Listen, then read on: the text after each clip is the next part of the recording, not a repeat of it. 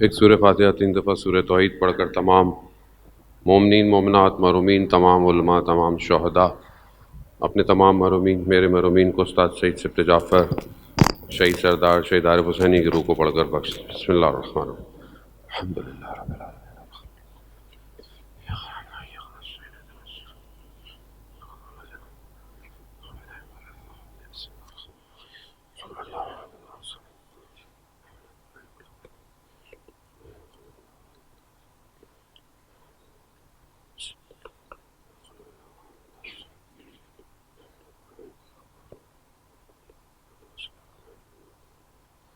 امام زمانہ کی سلامتی کے لیے ایک دفعہ بلند تر صلوات. اللہم صلی علی محمد وآل محمد.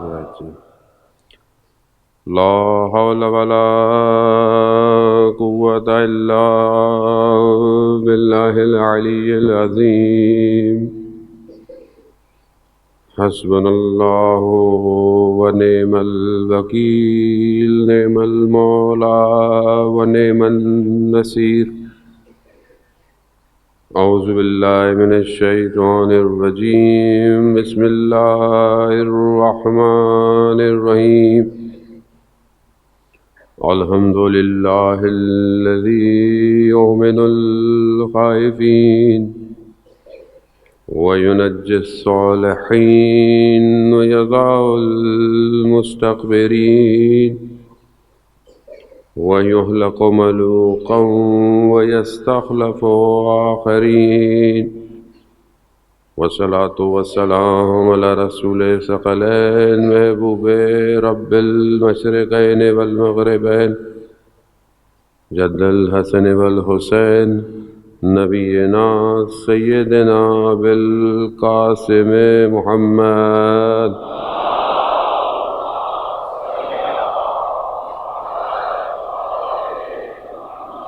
وعلى آله الطيبين الطاهرين المعصومين لا سيما بقيات الله في الأرضين. روحي وأرواحنا لتراب مقدم الفداء ولعنة الله على أعدائهم أجمعين.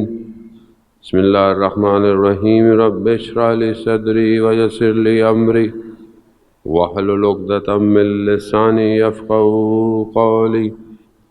أما بعد فقد قال الله تبارك وتعالى في كتاب الحكيم والقرآن المجيد وما خلقت الجن والإنس إلا ليعبدون. صلوات بھیجتے محمد والے.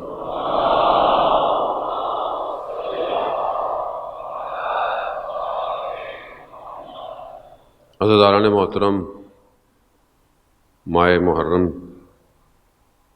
کے دن بہت تیزی سے اپنے اصلی ہدف کی طرف بڑھتے چلے جا رہے. چند دنوں کا مہمان ہے یہ سیدہ کا لال. شب مخصوص آپ کے سامنے شروع ہو چکی ہیں. ہر روز ہم کسی نہ کسی شہزادے کا پرسہ امام کو دے رہے. اصل ہدف یہی ہے کہ ہم اپنے امام کے اس مقصد تک پہنچیں کہ جس کے لیے امام نے کربلا میں اپنے جگر کے ٹکڑوں کو قربان کیا ہے. ظاہر ہے عزاداری میں پرسہ، گریہ، ماتم ایک بہت بڑا حصہ ہے اور اس کی بہت بڑی اہمیت ہے.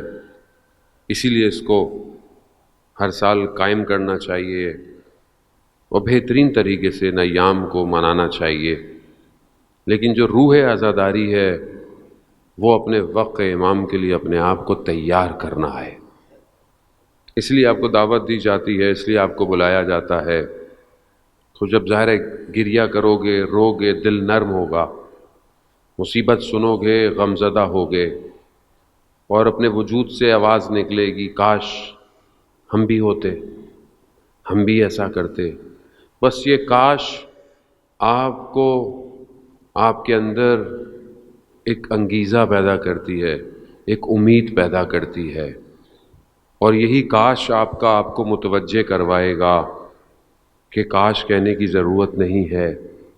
تمہارا امام تمہارے پاس موجود ہے. کاش کیوں کرو. ٹھیک ہے روایت میں یہ روایت میں کہ جب بھی کربلا کا ذکر کرو اصحاب کو یاد کرو یہ کہو یا لیتنی کنت معکم، کاش آپ کے ساتھ. یہ روایت میں. اور یہی چیز ہمیں متوجہ کراتی ہے کہ ہم اپنے امام کی طرف بڑھیں. اب ظاہر ہے اس بڑھنے کے لیے بہت ساری چیزوں کی ضرورت ہے جو ہم تھوڑا تھوڑا آپس میں ذکر کر رہے ہیں، اور کچھ چیزیں جو ہیں وہ اس بڑھنے میں رکاوٹ ہیں جس کو ہمیں دور کرنا ہے آہستہ آہستہ. سب سے بڑی رکاوٹ جو ہے وہ دنیا ہے. اچھا دنیا جو ہے وہ احادیث کی روشنی میں نہج البلاغہ کے اندر بھی کئی جگہ پہ دنیا کا ذکر ہے. ہم بہت آرام سے صرف دنیا کہہ کے اس کو دور کر دیتے ہیں. دنیا کی بھی اپنی ڈیفینیشن ہے، دنیا کی اپنی تعریف ہے. ہر وہ چیز اس جہاں ہم زندہ ہیں اس مادے میں جو ہم سے اٹیچ ہے، ہر وہ چیز دنیا کی ہماری زندگی کی جو ہمیں خدا کے قریب کرے وہ ممدوح ہے، یعنی وہ ضروری ہے، اس کی تعریف کرو. لیکن ہر وہ چیز جو تمہیں خدا سے دور کرے اس کی مذمت کرو. دنیا یہی ہے. صرف سیدھا سیدھا نہیں کہے گا دنیا بیکار ہے، نہیں، اسی دنیا ہی میں امتحان لیا جائے گا تو بوزر اور کمبر بنتا ہے آدمی. یعنی اگر یہ دنیا نہیں ہوتی تو آپ کیسے پہچانتے ہیں ہستیوں کو؟ تو یہ دنیا اس معاملے میں ایسی نہیں ہے. اگر آپ اس کینوس سے دیکھیں، وہ شخص نے سوال کیا اسی لیے کہ مطلب ہمیں کیوں دنیا میں بھیجا گیا، کیوں ہمیں مشکلات میں ڈالا گیا، کیوں مصیبتیں ہیں، کیوں درد ہے، کیوں تکلیفیں ہیں. شخص نے سوال کیا کس سے؟ امام موسیٰ کاظم علیہ السلام. اللہم صلی علی محمد. شخص نے سوال کیا کہ اوپر مولا کیوں تکلیفیں ہیں، درد ہے، پریشانیاں ہیں، کیوں ہمیں بھیجا دنیا میں؟ وہ جنت میں رہتے آرام سے. امام ارشاد فرماتے ہیں کہ وہاں پر کوئی پریشانی نہیں تھی، کوئی مشکل نہیں تھی، اتنی آسائشیں تھیں، اتنا سب کچھ تھا.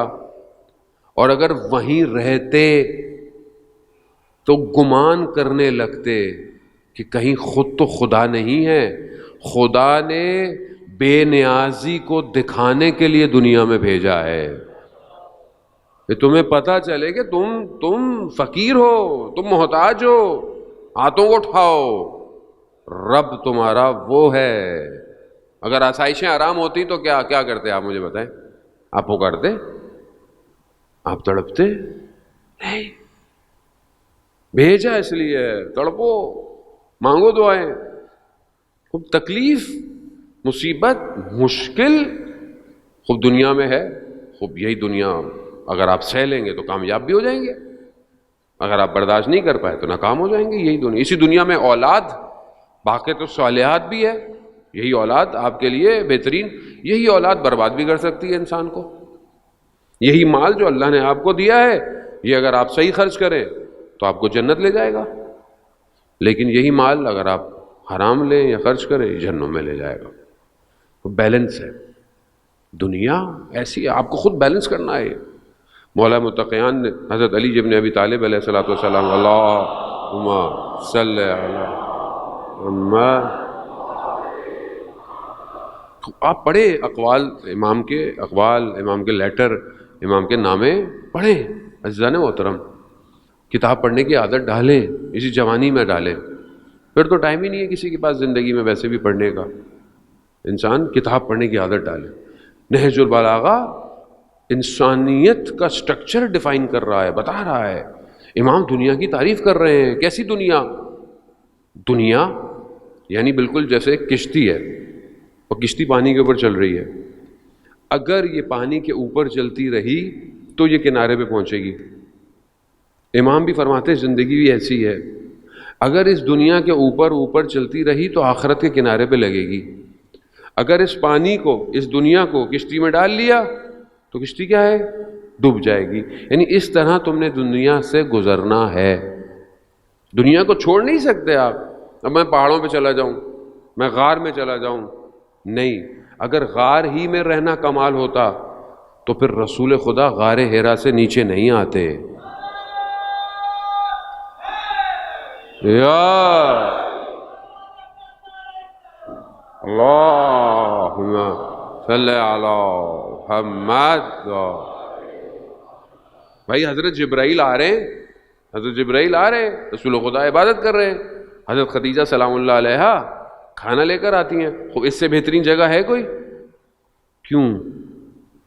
ہدایت کے لیے ان سب کو میری طرف لے کر آؤ، سب کو لے کر آؤ. رسول خدا آئے، اترے، لا خوب سسٹم یہی ہے. تو یہاں پر دنیا چھوڑ دوں میں، کمرے میں بیٹھ جاؤں میں، مصلی میں بیٹھا رہوں ہر وقت؟ نہیں، دنیا میں رہو. زہد کی تعریف ترک دنیا نہیں ہے، زہد کی تعریف دنیا ہو مگر دل دنیا میں نہ ہو. ہمارے تو دل اتنے چھوٹے ہیں، اتنے نازک ہیں، موبائل کی پروٹیکٹر ٹوٹ جائے ہمارا دل ٹوٹ جاتا ہے. اسکرین تو بعد میں ٹوٹتی ہے، پروٹیکٹر ٹوٹتا، او ابھی تو لگوایا تھا، ٹوٹ گیا. اتنا نازک ہے ہمارا دل. یہ میں جوانوں کے لیے پڑھا ہوں کیونکہ ان کو زبانی یہ سمجھ میں آتی ہے، بزرگوں سے معذرت کے ساتھ. کیوں؟ دل دیا ہوا ہے، دل. خوب یہ کیسے صحیح ہوگا؟ ایک بہت بڑے آیت اللہ جو ہے وہ فیض کاشانی رضوان اللہ تعالیٰ علیہ فرماتے ہیں کہ کوفہ کی مسجد میں ایک جوان عبادت کرتا تھا. کچھ دن سے اس نے دیکھا جیسی مسجد سے باہر نکلتا ہوں ایک خاتون پیچھے کھڑی ہوئی ہوتی ہیں، بات کرنا چاہتی ہیں. ایک دن، 2 دن، 3 دن روک لیا انہوں نے بولا کہا خاتون میرا پیچھا چھوڑو، مجھے اپنی عبادت میں مشغول رہنے دو. اگر کچھ کیونکہ مجھے کام ہے. کہا کام ہے تو لکھ کے دے دو، لکھ کے دے دو. اس نے ایسی مسجد سے باہر نکلا، دے دیا. اب انہوں نے جا کے کھول کے دیکھا، کیا دیکھا؟ خاتون نے لکھا تھا کہ مجھے آپ سے محبت ہو گئی ہے، مجھے آپ سے عشق ہو گیا ہے. جوان نے اس کے جواب میں سورہ انعام کی آیت نمبر 60 لکھ دی. کہا کہ موت، اس کا مفہومی ترجمہ یہی ہے کہ موت کبھی بھی رات کو سوتے وقت آئے، بندہ صبح اٹھے ہی نہ، انسان کو پتہ ہی نہ ہو. زندگی یہ ہے کہ کب موت آ جائے انسان کو، اور لوگ اس کو جانتے نہیں. یہ جب لکھی، دے دی. یعنی کہ یہاں پر گناہ ہے، سب کچھ ہے، لیکن سب کچھ ریڈی. لیکن اس نے جب اس خاتون نے وہ کھولا، قرآن کی آیت پڑھی، تو لرزہ طاری ہو گیا کہ یہ کتنا جوان خدا کی عبادت میں اپنے آپ کو جذب کیا ہوا ہے کہ جواب میں بھی آیت دے رہا ہے، قرآن کی آیت دے رہا ہے. تو اس نے پھر دوبارہ لکھا کہ پہلے تو میں صرف آپ کے ظاہر سے، اب مجھے آپ کے اخلاق اور کردار سے، تو مجھے قرآن کی چند اور آیتیں لکھ کے دے دیں جو میرے وجود کو لرزا دیں. خازیدان محترم، اب کیوں؟ کیونکہ پتہ ہے کہ دنیا کی لذت کا ٹائم کتنا ہوتا ہے، کتنی دیر کے لیے ہوتی ہے. انسان بعد میں پشیمان ہوتا ہے، بعد میں پشیمانی ہے. امام خود فرماتے ہیں کہ دنیا کی لذت انسان کے وجود میں بعد میں افسردگی پیدا کرتی ہے، پشیمان ہو جاتا ہے آدمی. خوب کیا کرے آدمی اس دنیا کو، مگر یہی بار بار انسان کو روک رہی ہے، خدا کی طرف آنے سے روک رہی ہے. خوب ایک درس جو کربلا دیتا ہے انسان کی زندگی کا، وہ اس کا بلند ارادہ، بلند ہمت، ہائیلی موٹیویٹڈ، یعنی ہائیلی موٹیویشن ہو آپ کے پاس بہت زیادہ. یہ کربلا کا درس ہے. کیونکہ کربلا میں عام لوگ نہیں تھے، نہ عام لوگ کربلا جا سکتے تھے. خوب یہ کون سی چیز ہے جو ہمارے ارادے کو اتنا مضبوط کرے؟ چند چیزیں ہیں جو روایات کی روشنی میں امام جعفر صادق علیہ السلام ارشاد فرماتے ہیں. اللہم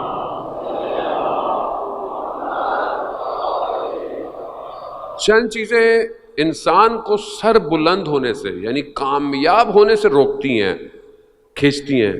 پہلی چیز ارادے کا ضعیف ہونا، یعنی کم ہمت ہونا.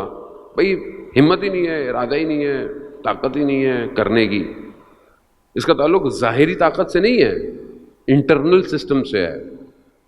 سامنے ہارڈ ویئر بہت اچھا ہو، آپ بہترین گیجٹ ہو آپ کے پاس، لیکن اس کا سافٹ ویئر ہی کمزور ہو، لوڈ ہی نہیں کر پاتا چیزوں کو، تو کیا کریں گے؟ اس کو دیکھتے رہیں گے؟ کیا پوچھیں گے؟ بولے بیکار ہے، جتنا ہی سامنے خوبصورت ہو جائے اس کا سافٹ ویئر ہی کمزور ہے، یہ رن ہی نہیں کرتا اس کے اوپر۔ انٹرنل امپورٹنٹ ہے، آپ سامنے میں بہت ہوتے ہیں لیکن آپ کا ارادہ کمزور ہے، ہمت ہے تو آپ اوپر نہیں جا سکتے۔ دوسری چیز امام فرماتے ہیں کم تجربہ ہونا، ایکسپیرئنس نہ ہونا، میچور نہ ہونا زندگی میں، یہ چیز اس کو اوپر نہیں لے کے جانے دیتی۔ بغیر تجربے کے کام کر لے آدمی، بغیر ایکسپیرئنس کی چیزوں کو حاصل کرنا شروع، کیا ہوگا؟ کچھ نہیں ہوگا، نقصان ہوگا۔ اور تیسری چیز سست جو ہے وہ ڈیسیجن لینا، یعنی انسان جو ہے وہ اپنا ڈیسیجن لینے میں اپنے آپ کو کہ یہ مجھے ابھی کرنا ہے، یہ مجھے کرنا ہے، اس میں سست ہو، سلو۔ آپ دیکھیں زندگی میں کئی لوگ فیصلہ کرنے میں بہت دیر کر دیتے ہیں، وہ وقت گزر جاتا ہے۔ کامیابی یہی ہے کہ اس ٹائم پہ فیصلہ کیا جائے جس ٹائم پہ وہ فیصلہ کامیابی دے۔ ایسی ہے زندگی میں کئی فیصلہ آپ کہتے ہیں کہ مجھے صحیح ٹائم پہ اگر میں فیصلہ کر لیتا، چاہے وہ ایجوکیشن کا تھا، چاہے وہ بزنس کا تھا، چاہے وہ کسی، تو آج میں کام دے، میں نے فیصلہ وقت پہ نہیں کیا۔ یہ چیزیں، یہ تین چیزیں امام کہتے ہیں انسان کو سر بلند نہیں ہونے دیتی، کامیاب نہیں ہونے دیتی۔ اوپر نہیں، آپ جوان ہیں ماشاءاللہ، آپ کا ارادہ محکم ہونا چاہیے، آپ کا ارادہ بلند ہوگا، ہمت ہوگی تو آپ پھر علامہ اقبال کے اس شاہین کی طرح آپ پہاڑوں پہ کمن ڈالیں گے۔ لیکن جو جوان یہ کہے کچھ نہیں ہو سکتا، میں تو کچھ نہیں کر سکتا، اب تو کچھ نہیں ہو سکتا، تو جب خود ہی کوئی کہہ رہا ہو کچھ نہیں ہو سکتا تو خواہ پھر اس کے ذریعے کیا کرے گا؟ مضبوط ارادہ فرد کو بھی قوم کو بھی کامیاب کرتا ہے۔ اس لیے قوم کے لیڈر کا مضبوط ہونا بہت ضروری ہے، جو لوگوں کے ارادوں کو بناتا ہے۔ اس لیے آپ کے لیے اسلام جو ہے وہ رہبر، لیڈر، امام ہونا بہت ضروری ہے۔ ہر اسلام اتنا قائل ہے کہ آپ 2-3 لوگ سفر پہ جا رہے ہیں، ایک آپ کا اس میں سے لیڈر ہونا چاہیے۔ کیوں؟ سارے فیصلے وہ کرے، اس کو فالو کرو۔ اسلام اتنا کم، ہماری زندگیوں میں ہم کس کو فالو کرتے ہیں؟ ہمارا لیڈر کون ہے؟ جن پولیٹیکل چلے جائیں تو کوئی اور چلے، ایک ہی گھر میں 4 لوگوں کے لیڈر۔ مذہب میں تو بس ہمارے پاس سینسر بورڈ لگ جاتا ہے مجھے بھی بولتے بولتے، باقی ساری چیزیں آپ اچھی طرح جانتے ہیں۔ تو اب آدمی، تو قوم کیسے بڑی ہوگی، قوم کیسے آگے جائے گی؟ عزیزان محترم، بہت ضروری ہے۔ آپ قرآن کی طرف آئیں، قرآن میں پروردگار ایسے لوگوں کا ذکر کر رہا ہے۔ لوگ آئے رسول خدا کی خدمت میں کہ یا رسول اللہ اینا ذوالقرنین کون تھے؟ یہ یہودی جن کا ذکر کرتے ہیں، ذوالقرنین کون تھے؟ سورہ کہف میں پروردگار نے ذوالقرنین کے بارے میں بتایا۔ وہ کہتے ہیں سکندر تھے، لیکن کہتے ہیں کہ وہ متدین شخص تھا ذوالقرنین، اور مضبوط اور شجاع شخص تھا۔ ایک قوم کے پاس گیا، اس قوم نے کہا کہ ہم آپ کو سب کچھ دیتے ہیں، دیکھا نا اتنا طاقتور شخص ہے، متدین شخص ہے، ارادہ مضبوط ہے، کہا ہم آپ کو سارے وسائل دیتے ہیں، ساری چیزیں دیتے ہیں، ہمیں اس دشمن سے نجات دیں۔ دشمن کون ہے؟ یاجوج ماجوج۔ ابھی بھی انتظار کر رہے ہیں، وہ ابھی بھی وہ انتظار کر رہے ہیں کہ وہ، اب وہ کیا کریں؟ حضرت ذوالقرنین کیا فرماتے ہیں؟ کہتے ہیں کہ مجھے تمہارے پیسے، تمہارے ارادے، تمہارے وسائل کی ضرورت نہیں ہے، مجھے مین پاور اور تمہارا اپنا ہمت چاہیے، وہ دو۔ اگر وہ تم میرے ہاتھ میں رکھتے ہو تو میں دشمن کو ہرا دوں گا۔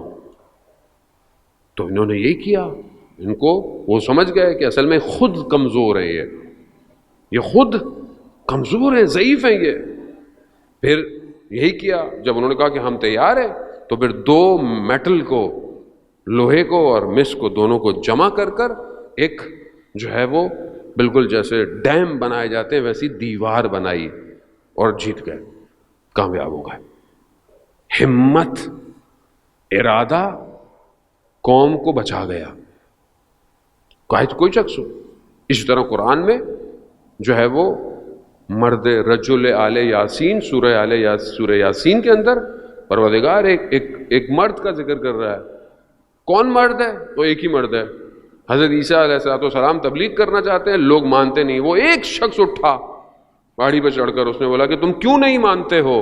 اکیلا تھا، اور ان سب نے اس کو مارا، اتنا مارا کہ وہ زخمی ہو گیا، یہ ہو گیا، وہ شہادت کے درجے پہ چلا گیا.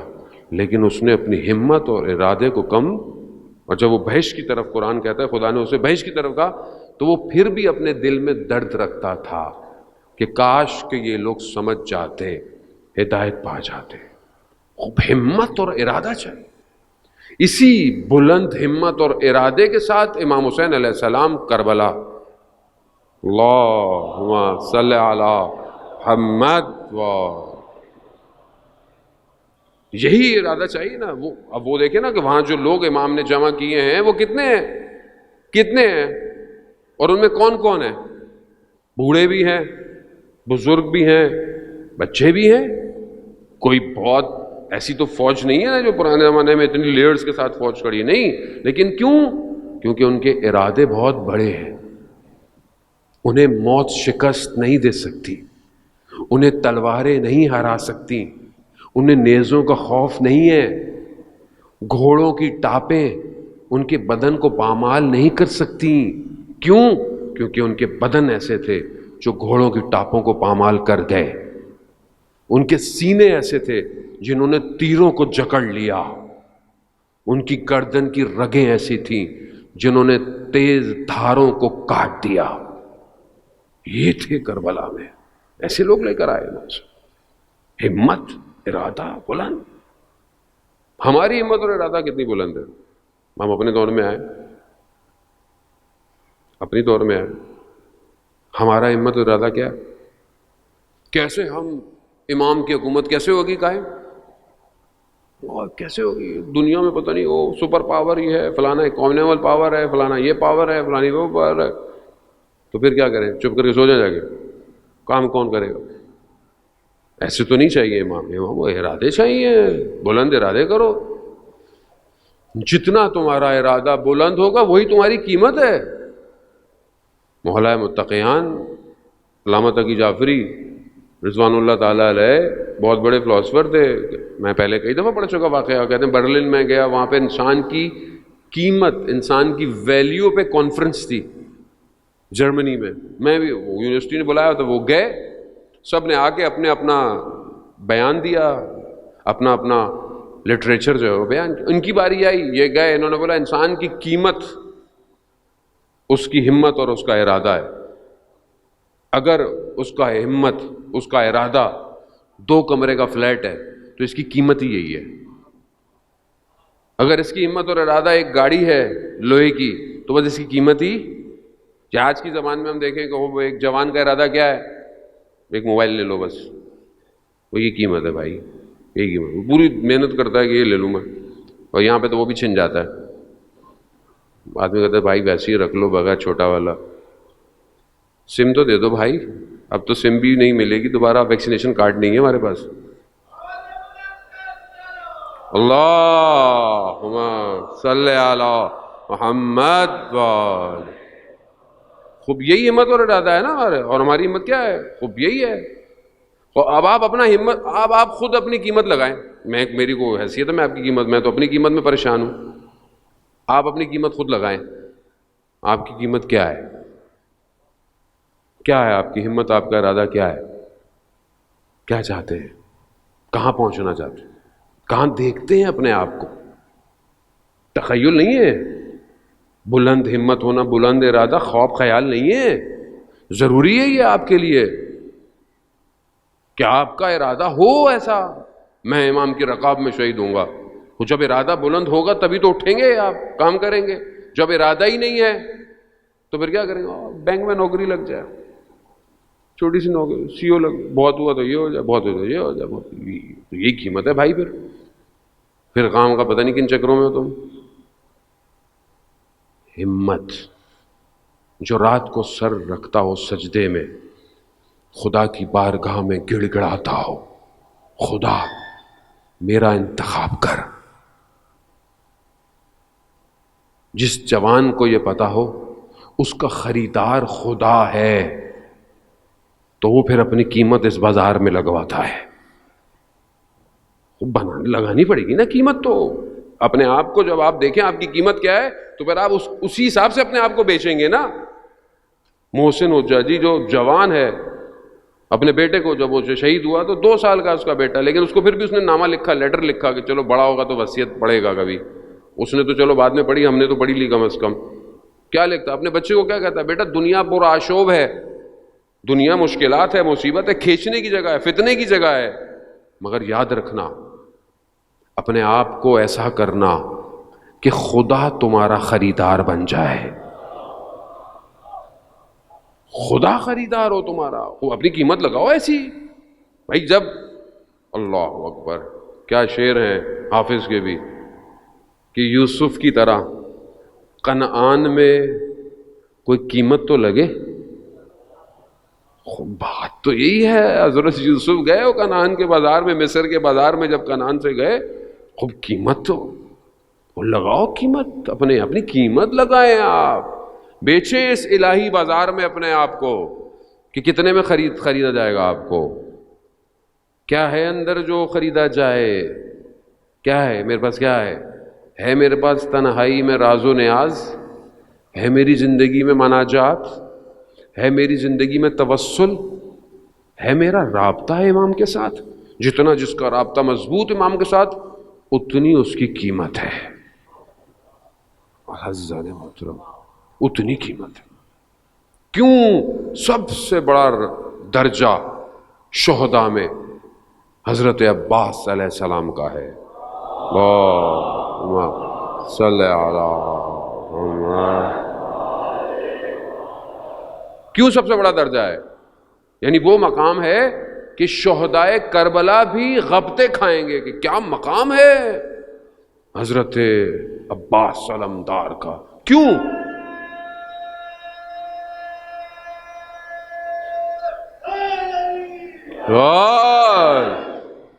کیوں ایسی قیمت؟ کیوں؟ کیونکہ جو جتنا امام کے قریب ہے اتنی ہی اس کی قیمت ہے. اس کی قیمت ہے جتنا قریب ہے. یہ کیسے انسان قریب ہوتا ہے؟ اطاعت، وفا سے، قربانی سے، ایثار سے. جو امام نے کہا وہی کرنا ہے، بس ختم. اطاعت، امام کی اطاعت اللہ کی اطاعت ہے، امام کی اطاعت رسول کی اطاعت ہے. بس جو امام نے کہا وہی کرنا ہے. خوب یہ لگانے پڑے گا قیمت. یہ اپنے آپ کو عزیزان محترم اس سسٹم میں ڈالنا پڑے گا، تبھی ہم ڈلیں گے تو یہ معاملہ چلے گا. یہ تنہائی، یہ خلوت، اس خلوت میں جب تک آپ اپنے ذہن کو اتنا طاقتور نہیں کر سکتے، جو انسان اپنے غصے پہ قابو نہ کر پائے وہ دنیا پہ کیسے قابو کرے گا؟ وہ انسان غصے میں آتا ہے نا، کنٹرول نہیں ہوتا. حدیث ہے یہ، رسول خدا حضرت محمد مصطفیٰ صلی اللہ علیہ وآلہ وسلم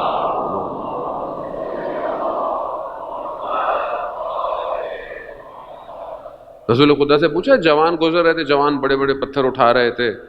رسول خدا سے بولا بھائی آپ بھی آئیں، تاکہ طاقت کا مظاہرہ کر رہے تھے. کون کس میں طاقت ہے؟ رسول خدا نے کہا طاقتور وہ ہے جو اپنے غصے پر قابو پا لیتا ہے.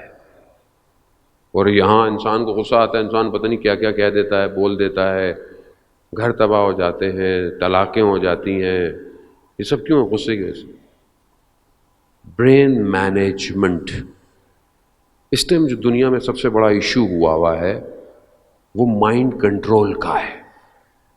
میں بہرحال معذرت کے ساتھ آپ کو نئی سلاٹ دے کے جا رہا ہوتا ہوں، لیکن میری بھی مجبوری ہے عزیزان محترم، کیونکہ میں بہرحال ڈیوٹی پر ہوں، اور میں نے ڈیوٹی صحیح نہیں کی تو میری ڈیوٹی مجھ سے چھین لی جائے گی. تو اس لیے ہو سکتا ہے آپ بعض لوگ اعتراض بھی ہو سکتا ہے بعض لوگ کرتے ہوں کہ مولانا یہ نئی ٹرمنالوجیز اور ٹیکنالوجی کی باتیں پتہ نہیں کیوں کرتے ہیں مجلس میں آ کے.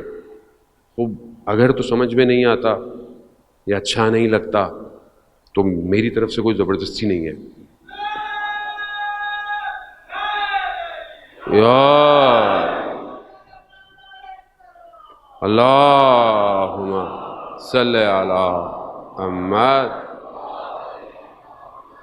کیونکہ بہت سے لوگ کہتے ہیں مولانا صاحب 10 دن محرم کے ہیں اور اس میں تو کوئی ایسی بات، مطلب مسئلہ یہ کہ امام کو سمجھے نہیں آپ کو چاہیے بس وہ ریچول، صرف وہی چیز جو پچھلے عرصوں سے ہے، میں نہیں کہہ رہا صحیح نہیں ہے غلط نہیں، اب ہر کسی کا اپنا ہے، لیکن ہم جس دور میں ہیں ہمیں اس حساب سے اپنے امام کو سمجھنا پڑے گا اور اسی حساب سے دشمن کو بھی سمجھنا پڑے گا۔ جو سب سے اس ٹائم دنیا کے اندر جو کام ہو رہا ہے، اور اب فزیکلی یا ہارڈ ویئر کے ساتھ جنگ نہیں لڑی جا رہی، اب مائنڈ کنٹرولڈ ہے ایکچولی۔ یعنی لوگ کہتے تھے چپیں لگ جائیں گی، روبوٹ بن جائیں گے ہم لوگ، چپیں لگانے کی ضرورت نہیں ہے ان کو، انہوں نے ہمارا سافٹ ویئر چینج کر دیا ہے۔ سافٹ ویئر کہاں ہے؟ یہاں ہے۔ یہ کیا ہے؟ سوچنے کی صلاحیت،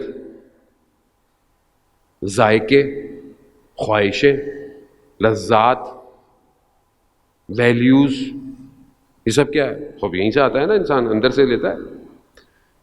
اس پر اس نے اتنی لیئرز کے ساتھ کام کیا ہے، ایک لیئر، دوسری لیئر، تیسری لیئر، کہ اب ہم جو کر رہے ہوتے ہیں ہم یہ سمجھتے ہیں کہ ہم کر رہے ہیں، لیکن ہم سے کروایا جا رہا ہے،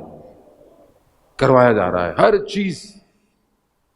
ڈیسیجن میکنگ، یہ بلند ہمتی میں نے اس لیے آپ کو کہا، ڈیسیجن میکنگ یعنی فیصلہ کرنا۔ لباس خریدنا ہے، فیصلہ کرنا ہے آپ کو، کون فیصلہ کرے گا؟ جو سافٹ ویئر اندر چلا گیا وہی فیصلہ کرے گا۔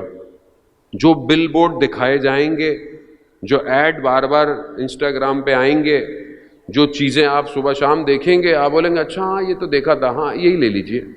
کھانا کیا ہے؟ بڑے بڑے سائن بورڈ جو لگے ہوئے، یہی کھانا ہے۔ پینا کیا ہے؟ یہ پینا ہے۔ پہننا کیا ہے؟ یہ پہننا ہے۔ بولنا کیسے ہے؟ ایسے بولنا ہے جیسے یہ بولنا سکھا رہے۔ ہر چیز فکس کر دی اندر۔ آپ گاؤں دیہات چلے جائیں، رورل ایریا، اربن ایریا، امریکہ، افریقہ، انڈونیشیا، ملائیشیا، سب ایک جیسے ہو گئے، سب ایک جیسے۔ کیوں؟ ایک ہی سافٹ ویئر ہے بس، تھوڑی ویریشن جگہ کی وجہ سے فرق ہے۔ Mind control. اب آپ اپنی مرضی سے نہیں چل رہے، اب آپ کو چلایا جا رہا ہے، اب آپ سب مشین کی طرح ہینڈل کیے جا رہے ہیں۔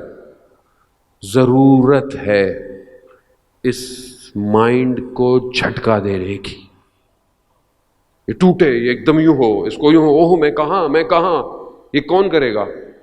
یہ کوئی نہیں کر سکتا سوائے ان مجلسوں کے۔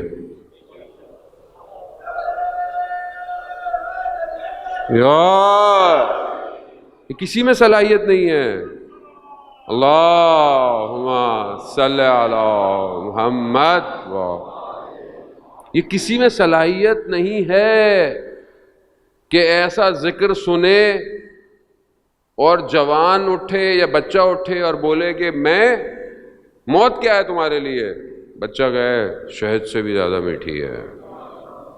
یہ کون سے گائے گا؟ یہی سے گائے گی مجلس۔ کیسے دیں گے آپ اپنا بچہ؟ کیسے دیں گے آپ؟ کیونکہ آپ یہاں اٹھتے بیٹھتے تھے۔ کیسے آپ کی مائیں بہنیں پردوں کی حفاظت کریں گی؟ ہر دفعہ یہ غیرت کیوں دلائی جاتی ہے مجلسوں میں؟ کیونکہ میری بہن، میری بیٹی، تم اس کے لیے رونے آئی ہو جن کے پردے چھنے گئے۔ تمہارا پردہ کس نے چھنا بیٹی؟ کوئی ہے دنیا کی ایسی جگہ جو یہ بات کہے؟ نہیں۔ کوئی ہے جو عبادت کی طرف لے کر آئے؟ نہیں۔ صرف یہی سسٹم ہے، یہی ہے جو ہلائے گی۔ اور اس میں ہمارا کوئی کمال نہیں ہے، اس میں سید الشہداء کا اپنا کمال ہے۔ ایسا سجدہ کربلا میں کیا کہ اس نے ہمارے سجدوں کو خدا کی طرف موڑ دیا۔ یہی تو کمال ہے امام حسین علیہ السلام کا۔ صلوات بیت محمد والے اللہم صلی علی محمد۔ اب یہی تو امام حسین کا۔ اب دشمن اس لیے گھبراتا ہے آپ کی اور اس مجلسوں سے۔ کیوں گھبراتا ہے؟ کہا یہ مائنڈ کنٹرول کرتے ہیں۔ کہا یہ لاکھوں کا مجمع ایک تو پوری دنیا میں ایٹ اے ٹائم بٹھا دیتے ہیں، کروڑوں کو بھی بٹھا دیتے ہیں، جمع بھی کر لیتے ہیں، ٹھیک ہے، اور یہ امیر غریب سردار سی او چھوٹا بڑا سب ایک ساتھ بیٹھے ہوئے ہوتے ہیں، ان کے یہاں کوئی ڈیسیجن نہیں ہے، کوئی فرق نہیں ہے، کوئی کچھ نہیں ہے، کوئی کچھ نہیں، سب ساتھ بیٹھے ہوئے اور سب ایک پر رو رہے ہیں۔ ہاں یہ مائنڈ کنٹرول سسٹم ہے ان کے پاس، یہ لو کسی طریقے سے ان سے چھینو، کسی طریقے سے ہائی چیک کرو۔ اور ہائی چیک کیسے کرے گا وہ؟ کہ آپ نے تو مجلس میں آنا ہے، کچھ بھی ہو جائے، اب ادھر چینج کرو جو ادھر آ کے بیٹھتا ہے۔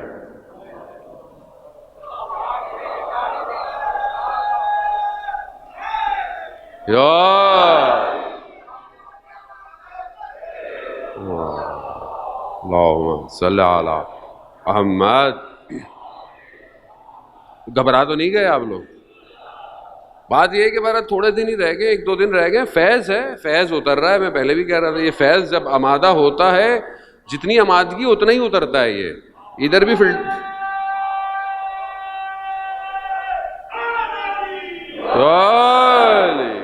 خوب، یہ نظام الہی ہے، الہی نظام بھی ظرفیت دیکھ کے اترے گا۔ پہلے 11 بھیجے تھے، ظرفیت اتنی نہیں تھی، اللہ نے 12ویں کو اپنے پاس رکھ لیا کہ جب تک ظرفیت نہیں ہوگی نہیں آئے گا۔ خوب اسی کے تیاری کے لیے یہ سب کچھ ہے، یہ تیار کیا جائے۔ یہ مائنڈ کنٹرول سسٹم چینج کرو، اس مائنڈ کو توڑو۔ یہ تمہارے لیے نہیں، یہ امام کی محبت میں چیزوں کو سمجھیں گے۔ اگر آپ جوان سے کہیں کہ امام کی خدمت، امام کی محبت میں، بیٹا نماز پڑھا کرو، بیٹا وضو کیا کرو، آپ یقین کریں امام کی خدمت، امام کی خاطر کرے گا، امام خاطر کرے گا۔ ایک شہید جو نیوکلیئر سائنٹسٹ ہے، بہترین پڑھنے والا، اپنی جوانی، بچپن، سکول، کالج، بہترین اسٹوڈنٹ، بہترین جگہ پہ پہنچ گیا، بہترین سب، لیکن ظاہر ہے دشمن جانتا ہے، دشمن نے شہید کیا۔ اس کی جو بایوگرافی کی بک تھی اسے ایک بچے نے پڑھا تو گھر والے اس کو کہتے ہیں کہ ہم بچہ جو ہے وہ نماز میں اٹھنے میں تھوڑی دیر کرتا تھا، تو انہوں نے کیا کیا کہ اس کو بولا کہ اگر وہ بننا چاہتے ہو تو نماز میں فوراً اٹھنا پڑے گا۔ اس نے دیکھا کہ ہاں وہ تو رول ماڈل ہے، اس کی خاطر یعنی ایک الگو چاہیے، ایک رول ماڈل چاہیے، ایک نمونہ عمل چاہیے۔ وہ بچہ اٹھنا شروع ہو گیا۔ کہا کہ جب تک نماز اول وقت نہیں پڑھو گے کسی مقام پہ نہیں پہنچ سکتے۔ اور انسان نماز اب کہنے کو تو ایک نارمل سی چیز ہے جو ہم ڈیلی کرتے ہیں، لیکن اتنی لذت ہے نماز میں کہ آیت اللہ قاضی رضوان اللہ تعالیٰ علیہ کے شاگرد بیان کرتے ہیں کہ ہمارے استاد کے پاس فائنینشلی چیزیں نہیں تھیں، پیسے نہیں تھے، حتیٰ علامہ طباطبائی رضوان اللہ تعالیٰ علیہ کہتے ہیں کہ میں ایک دفعہ اپنے استاد کے ساتھ بیٹھا ہوا مدرسے کے کمرے میں، بیٹا آیا اور کہا کہ گھر والوں نے کچھ مانگا ہے، یعنی کچھ چاہیے، کوئی آیا ہوا ہے کچھ چاہیے۔ انہوں نے کہا کہ میرے پاس کچھ نہیں ہے، ابھی کچھ نہیں ہے میرے پاس۔ کہا مجھے اتنا افسوس ہوا کہ کاش میرے پاس کچھ ہوتا، کیونکہ بارڈر بند تھے ایران عراق کے اس زمانے میں، کہ ان کے پاس بھی کچھ نہیں تھا تو میں دیتا، یہ درد تھا میرے۔ کہتے تھوڑی دیر میں پھر بچہ آیا۔ کہا کہ والدہ نے کہا ہے کہ کچھ تو دے دیجئے۔ انہوں نے جیبوں میں ہاتھ ڈالا، خالی۔ کہا کچھ نہیں۔ کہا لیکن جب یہ کہہ رہے تھے میں نے ان کے ماتھے پہ کوئی شکن نہیں دیکھی کہ مطلب میرے پاس نہیں ہے۔ خود وہ فرماتے ہیں کہ خدا نے میرا امتحان فقر یعنی غربت سے کیا، لیکن نماز ان کی ایسی تھی کہ شاگرد کہتے ہیں کہ ہم نے ایسی نماز نہیں دیکھی۔ حتیٰ بیان کرتے ہیں کہ جنت میں جانے کا شوق بھی، کیوں؟ کیونکہ پتہ نہیں وہاں نماز ہوگی یا نہیں ہوگی۔ اتنی لذت نماز میں، اتنی انسان کو، انسان تڑپتا ہے۔ ایک عاشق اپنے معشوق کے دروازے پر جاتے ہوئے وقت نہیں دیکھتا۔ اگر واقعاً عاشق ہے نا، اس کے دروازہ کھلنے سے پہلے باہر کھڑا ہوتا ہے. اور جب انسان خالق کے دروازے پہ جا رہا ہو، وہ حیا علی الصلاح حیا علی الفلاح ہوئے ہوئے کئی وقت گزر جاتا ہے، اور ہم ٹائم دیکھ رہے ہوتے ہیں قضا کب ہوگی. سب سے پہلے ہم فجر کا سوال یہ نہیں پوچھتے کتنے بجے ہے، قضا کتنے بجے ہے مولانا صاحب، تاکہ آخری وقت. اور وہاں سحر میں اس سے پہلے کہ مرغے بانگ دیں، عاشق کھڑا ہوتا ہے اپنی خدا کی بارگاہ میں. یہ کون کرے گا؟ یہ اگر آپ نے نہیں کیا تو آپ کا مائنڈ کوئی اور کنٹرول کرے گا. پھر آپ یہ گیم کھیلتے رہیے گا، کھیلتے رہتے ہیں صبح شام، وہ مائنڈ کنٹرول کر رہا ہے آپ. خوب جنگ ساری اسی کی ہے. آج آپ کے سامنے دنیا کے حالات ہیں، بس اپنے آخری مراحل کی طرف حالات آپ کے سامنے ہیں. میڈیا کس کے ہاتھ میں ہے؟ اسی کے، وہ کنٹرول کر رہا ہے. ایک کلپ بھیجتا ہے، اب آپ پریشان. اب آج صبح سے ایک کلپ چل رہا ہے افغانستان میں امام کے پرچموں کو ہٹا دیا اور لگا دیا. بھائی ایک جگہ کا کلپ دیکھا ہے، باقی شہر تو دیکھیں افغانستان کے، وہ بھی انہوں نے بڑے عزت سے اتارا ہے. انہوں نے کوئی اس کی بے حرمتی، اس کا مطلب ہے کہ ان کا سافٹ ویئر چینج ہو گیا ہے. ان کا سافٹ ویئر چینج ہو گیا ہے. پروپیگنڈے کا شکار نہ ہو. سافٹ ویئر ہارڈ ویئر دونوں چینج ہو گیا ہے. آپ جو دیکھ رہے ہیں وہ پردے کا ادھر ہے، پردے کے پیچھے داستان کوئی اور ہے. نہیں سمجھے؟ ابھی آپ کو بھی اپ گریڈ ہونے کی ضرورت ہے. صلوات بھیج دیں محمد والے.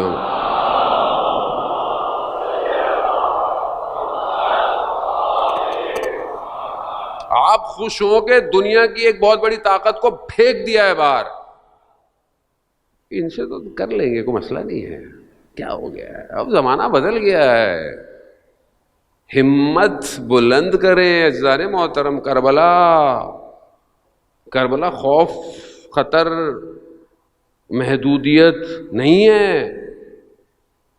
سب ہم نے لینا ہے ویسے بھی، کیونکہ ہم جس کا انتظار کر رہے ہیں وہ پوری دنیا پہ حکومت کرے گا.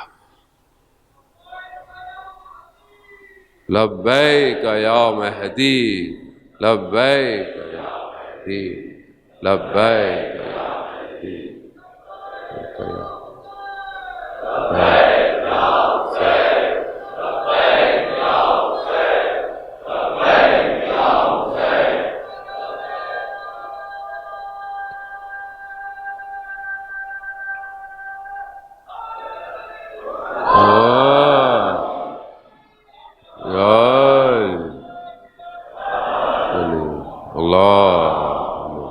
صلی اللہ.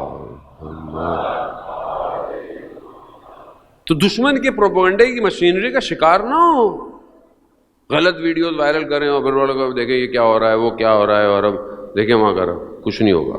ٹینشن نہیں لیں. آپ پریشان نہ ہو. امام غیبت کے پردے میں ضرور ہے، لیکن جو امام کے لیے کام کر رہے ہیں امام ان کی مدد کر رہے ہیں. ہم اپنی صلاحیت بلند کریں کہ ہم بھی اس کانوائے میں شامل ہو سکیں. یہ ضروری ہے. کیوں؟ کیونکہ وہ اللہ کا باقی ہے، باقیت اللہ. اور امام آ کر یہی کہیں گے انا باقیت اللہ، میں اللہ کا باقی ہوں. وہاں پر بھی ظاہری طور پر لوگ گھبرا گئے تھے کربلا میں کہ اتنا بڑا لشکر ہے، اتنی سازشیں ہیں، اتنے پروپیگنڈے ہیں، پیسوں سے خریدا، خوف سے خریدا، جان سے خریدا، ادھر تو کچھ نہیں ہونے والا. مگر نہیں، امام نے ایسی، امام ہے نا، اللہ کا نمائندہ ہے، ولی الزمان ہے، الہی نظام کی تشعیر اور تعیین اور تعین کرنے والا ہے، جانتا ہے کیسے کام کرنا ہے. امام نے کربلا کو ایسا ڈیزائن کیا، ایسا سجایا، صرف 6 ماہ کے بچے کے وجود سے دشمن کے چہرے کو بے نقاب کیا. یہ امام حسین کی کربلا ہے. وہ اپنے آپ کو بہت، آپ دنیا میں جتنا بھی اچھا کر لیں، کروا لیں، یہاں سوالیہ نشان ہے. اچھا اتنے اچھے تھے تو 6 مہینے کے بچے کو پانی کیوں نہیں دیا؟ ہے نا، یہ امام کا کمال ہے کہ 6 ماہ کا بچہ ابھی باب الحوائج بن گیا۔ استاد یکتاپور بہت بڑے جو ہے وہ راوی ہیں، وہ بیان کرتے ہیں کہ ایک مداح مصائب پڑھنے والی شخصیت عراق میں تھی، ان کو کہا گیا کہ آپ تہران تشریف لائیں اور یہاں پہ بھی ایک خاص عزاداری ہے، اس کو شروع کریں۔ تو وہ جاتے نہیں تھے، وہیں رہتے تھے۔ ان کی خواب میں سید الشہداء خود آئے، کہا کہ وہاں جائیے حاج مرزوق اور جا کر عزاداری کو شروع کیجیے۔ ایک خاص انداز سے ماتم انہوں نے شروع کیا۔ ان کا آخری وقت تھا، بیمار تھے، مریض تھے سخت۔ انہوں نے اپنی زندگی کے آخری لمحات میں حسین یکتا کو یہ بات بتائی، کہا کہ میں شدید مریض تھا، بخار تھا۔ اس بخار کے عالم میں انسان کا گلا خشک ہوتا ہے، پانی کی تڑپ ہوتی ہے۔ تو میری 3 بیٹیاں ہیں، راضیہ، مرضیہ، فاطمہ۔ اب مجھے جب شدید پیاس لگی نا تو میں نے پہلی بیٹی کو پکارا راضیہ، تو میں نے دیکھا کہ ایک نقاب پوش بی بی تشریف لائی، مگر میری جرت نہ ہوئی۔ پھر میں نے کہا مرضیہ، وہ بی بی تھوڑی اور آگے بڑھی۔ خواب نہیں دیکھ رہے، وہ سو نہیں رہے، حالت بیداری ہے، انہیں خدا ایسے مقام پہ لے جاتا ہے انسان کو۔ پھر اور آگے بڑھی، پھر کہا فاطمہ، وہ بی بی اور آگے بڑھی کہ ہم آ تو گئے ہیں، کیا چاہیے؟ کہا بی بی میری جرت نہیں ہے میں آپ سے کچھ کہوں۔ کہا حاج مرزوق کیسی بات کر رہے ہو، ساری زندگی تم نے ہماری نوکری کی ہے، کتنا خیال رکھتی ہیں یہ۔ ہاں زادارن محترم، آپ یہ مت سمجھا کریں کہ چھوٹی مجلس ہے، بڑی مجلس ہے، گھر کی مجلس ہے، چھوٹی نیاز ہے۔ یہ تو خلوص دیکھتی ہیں، یہ جو دیکھتی ہے میرے بیٹے کے لیے گریہ کون کر رہا ہے۔ کہا حاج مرزوق ساری زندگی تم نے ہماری نوکری کی ہے، کیا چاہیے؟ پانی چاہیے؟ کہا انہوں نے مجھے پانی دیا، پانی لیا۔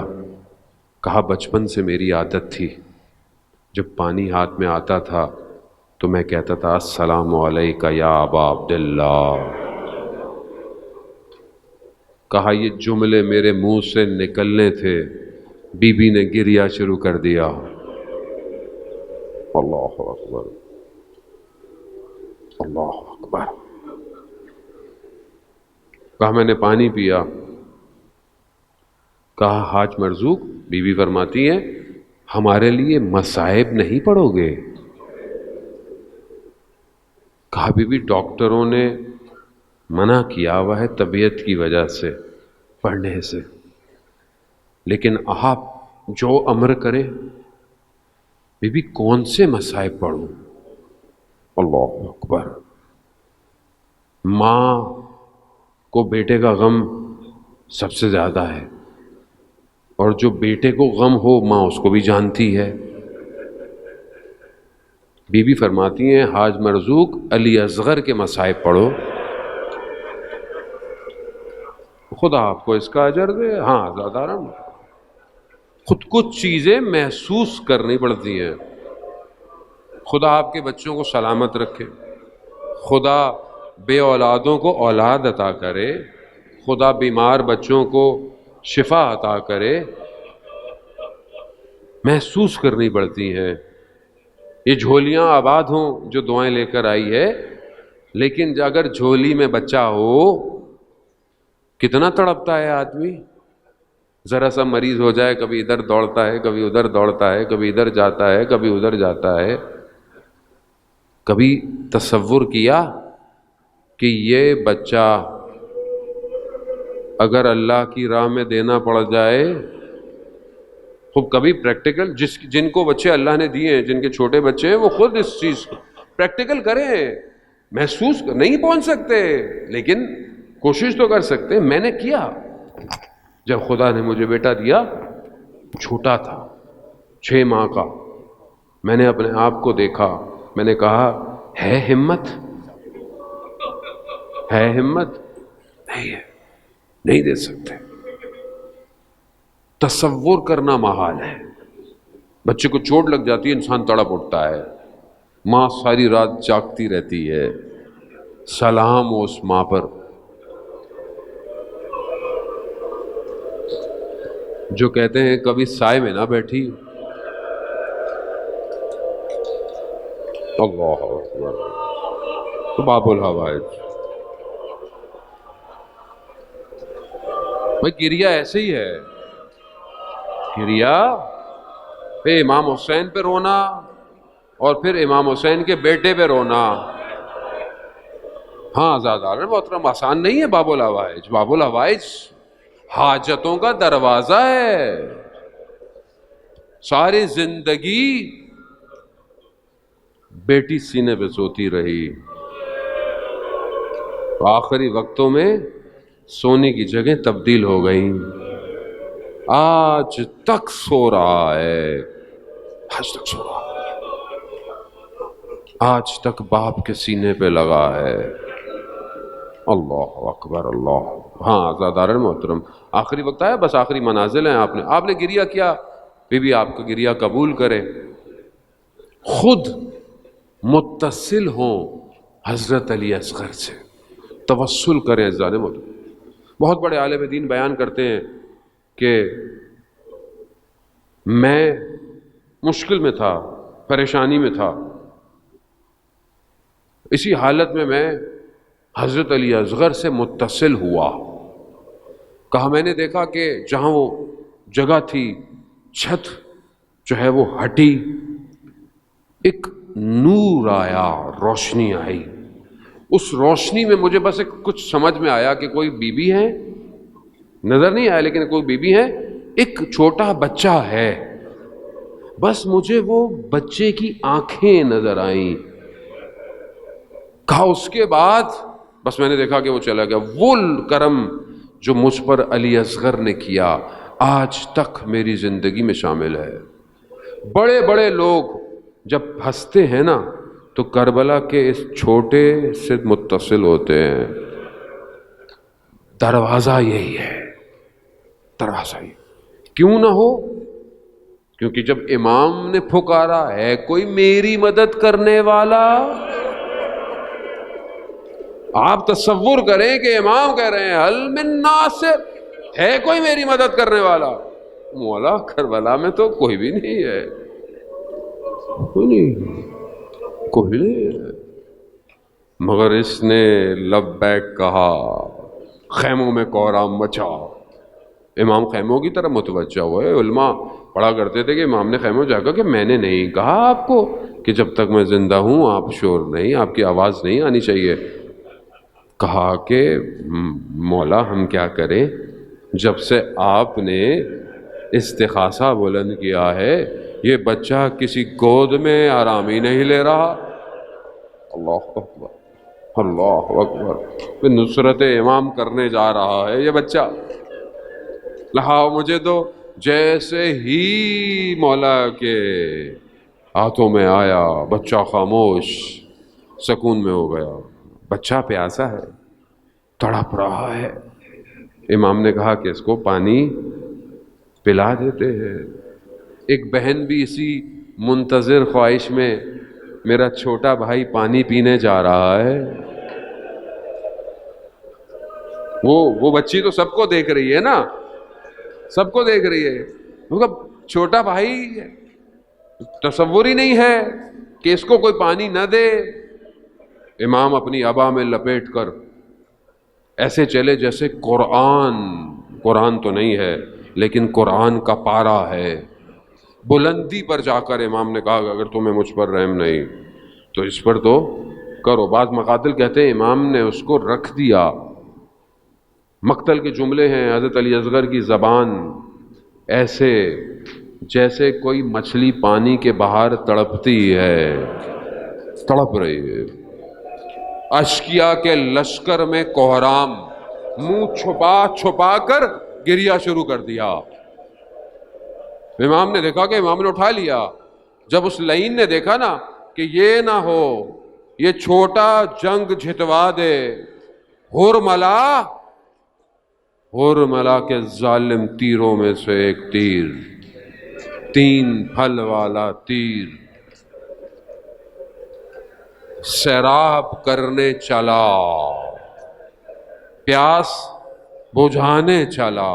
ہاں آزادارن محترم، مقتل میں ہے کہ تیر آ کر اس طرح لگا کہ حضرت علی اکبر اپنے بابا کے ہاتھ میں تڑپ گئے۔ بعض علماء کہتے ہیں کہ کیونکہ علی اصغر نہیں چاہتے تھے کہ بابا اس کیفیت کو دیکھے۔ ہاں زاداران محترم، اب یہ پیاس بجھ گئی، اب یہ مرجھایا ہوا پھول جو ہے وہ گل کھل گیا۔ میرے مولا نے علی اصغر کے خون کو نہ آسمان قبول کرے نہ زمین لیتی ہے، اپنے چہرے پر لگایا۔ اب کیا ہوا؟ اب مقتل بھی مختلف جگہ اتنا پریشان کبھی نظر نہیں آیا۔ بڑے بڑے لاشیں آتے رہے مگر امام نہیں تھکے۔